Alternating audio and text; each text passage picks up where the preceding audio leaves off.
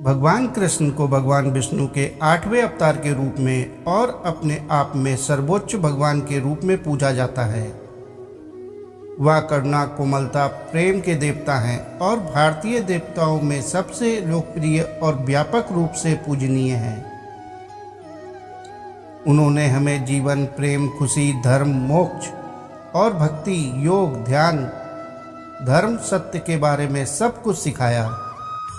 आइए जानते हैं श्री कृष्ण के मुख से निकले कुछ अनमोल वचनों को। बस सब कुछ करो जो तुम्हें करना है, लेकिन लालच से नहीं, अहंकार से नहीं, वासना से नहीं, ईर्ष्या से नहीं, बल्कि प्रेम, करुणा, नम्रता और भक्ति के साथ। आप जो चाहते हैं उसके लिए नहीं लड़ते हैं, तो जो खोया है उसके लिए मत रो। मैं सभी प्राणियों के हृदय में स्थित आत्मा हूँ। मैं सभी प्राणियों का आदि, मध्य और अंत भी हूँ। सत्य कभी नष्ट नहीं हो सकता। अच्छा करने से नहीं डरना चाहिए। इस शरीर का मोह मत करो। या तो माटी है, माटी में मिल जाएगा। अमर तो आत्मा है जो परमात्मा से मिल जाएगी। मन चंचल है, इसे और संयमित करना कठिन है, लेकिन यह अभ्यास से बस में हो जाता है। कृष्ण कहते हैं, मेरे लिए ना कोई घृणित है और ना ही कोई प्रिय है, ना कोई निर्धन है और ना ही कोई धनी। बस जो भक्ति भाव के साथ मुझे याद करते हैं, मैं उनका हूँ और वो मेरे। आप वही हैं जिसमें आप विश्वास करते हैं। आप वह बन जाते हैं जो आप मानते हैं कि आप बन सकते हैं। जिस इंसान के चारों तरफ नकारात्मक लोग रहते हैं, उस इंसान का मंजिल से भटक जाना तय है। समय हमेशा चलता रहता है, कभी रुकता नहीं। यदि आज बुरा समय है तो कल अच्छा होगा। इसलिए आप बिना किसी स्वार्थ के सिर्फ कर्म कीजिए, फल समय खुद देगा। मन उन लोगों के लिए दुश्मन की तरह काम करता है जो इसे नियंत्रित नहीं करते हैं, और जिसने अपने मन को जीत लिया है उसके लिए मन सबसे अच्छा मित्र है। कोई भी व्यक्ति जो अच्छा काम करता है उसका कभी भी बुरा अंत नहीं होगा, चाहे यहाँ या आने वाले संसार में। पूर्ण लगन के साथ अपना काम करो, लेकिन उसके फल की इच्छा मत करो, क्योंकि जब आप फल की इच्छा करते हैं तब कहीं ना कभी आप अपने कार्य में पूर्ण रूप से समर्पित नहीं हो पाते। गति के लिए चरणों पर ध्यान देना आवश्यक है, किंतु प्रगति के लिए सदैव आचरण पर ही ध्यान देना चाहिए। वो मूर्ख हैं जो प्रेम को बकवास कहते हैं। प्रेम इस दुनिया की जड़ है जिससे दुनिया बनी है। श्री कृष्ण जी कहते हैं, आप बुराई से कुछ समय के लिए बच सकते हो, लेकिन बुराई तो तुम्हें हजारों की भीड़ में ढूंढ ही लेगी, जैसे गायों के झुंड में बछिया अपने माँ को ढूंढ लेती है। जीवन में सुख ही सुख है यदि हम आशाओं का त्याग कर दें। जीवन में आधे दुख का कारण आशाएं बड़ी होना है। क्रोध की अवस्था में भ्रम जन्म लेता है। भ्रम बुद्धि को नष्ट कर देता है और बुद्धि के नष्ट होते ही व्यक्ति का पतन हो जाता है। इंसान का मुश्किल वक्त उसके लिए एक दर्पण की तरह होता है जो हमारी क्षमताओं का दर्शन हमें करवाता है। इस पूरे ब्रह्मांड में ऐसी कोई ताकत नहीं जो इंसान की इच्छाओं की पूर्ति कर सके, क्योंकि इंसान की इच्छाएं एक समुद्र के समान होती हैं जिसे कभी भी भरा नहीं जा सकता। जो दूसरों की तकलीफों को समझते हैं, जिनमें दया है, दिल से अच्छे हैं, उन्हें दोबारा जन्म लेना नहीं पड़ता।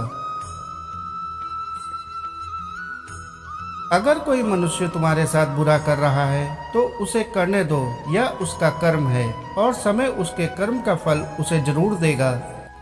लेकिन हमें कभी भी किसी के साथ बुरा नहीं करना चाहिए, क्योंकि यही हमारा धर्म है। इस संसार में मनुष्य किसी भी रूप में बड़ा नहीं होता, बल्कि मनुष्य के पीछे जो ताकत खड़ी होती है वो ज़्यादा बड़ी होती है। मनुष्य अपने सच्चे हृदय से जो दान दे सकता है वह अपने हाथों से नहीं दे सकता, और मौन रहकर जो हम कह सकते हैं वह हम अपने शब्दों से नहीं कह सकते। श्री कृष्ण जी कहते हैं, अंतकाल में जो मनुष्य मेरा स्मरण करते हुए देह त्याग करता है वह मेरी शरण में आता है। इसलिए मनुष्य को चाहिए कि अंतकाल में मेरा चिंतन करे।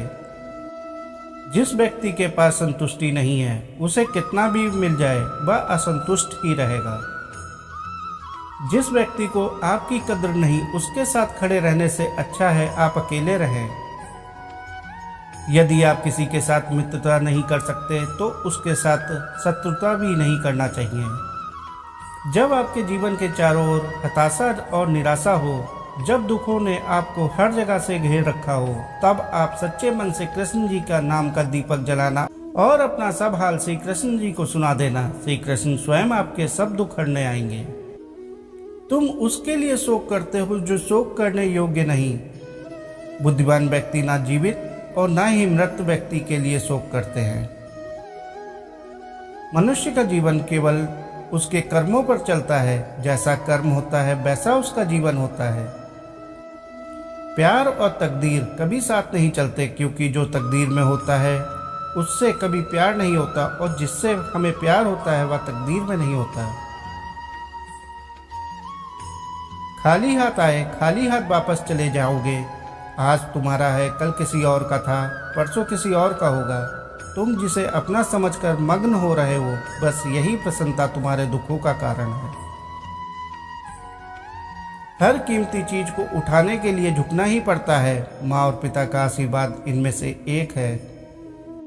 वह जो सभी इच्छाएं त्याग देता है और मैं और मेरा की लालसा तथा भावना से मुक्त हो जाता है, उसे शांति प्राप्त होती है। अगर व्यक्ति शिक्षा से पहले संस्कार, व्यापार से पहले व्यवहार और भगवान से पहले माता पिता को पहचान ले तो जिंदगी में कभी कोई कठिनाई नहीं आएगी। फल की अभिलाषा छोड़कर कर्म करने वाला पुरुष ही अपने जीवन को सफल बनाता है। स्वार्थ से रिश्ते बनाने की कोशिश भी ना करें, वो कभी नहीं बनते हैं। और प्रेम से बने रिश्तों को कितना भी तोड़ने की कोशिश ना करें, वो कभी नहीं टूटते। जीवन में समय चाहे जैसा भी हो, परिवार के साथ रहो। सुख हो तो बड़ा हो जाता है और दुख हो तो बढ़ जाता है। जब आप प्रभु के साथ जुड़ जाओगे तो आपकी परीक्षा आरंभ हो जाएगी। कुछ लोग इसे दुख समझते हैं तो कुछ लोग प्रभु की कृपा। बुरे कर्म करने नहीं पड़ते, हो जाते हैं, और अच्छे कर्म होते नहीं, करने पड़ते हैं।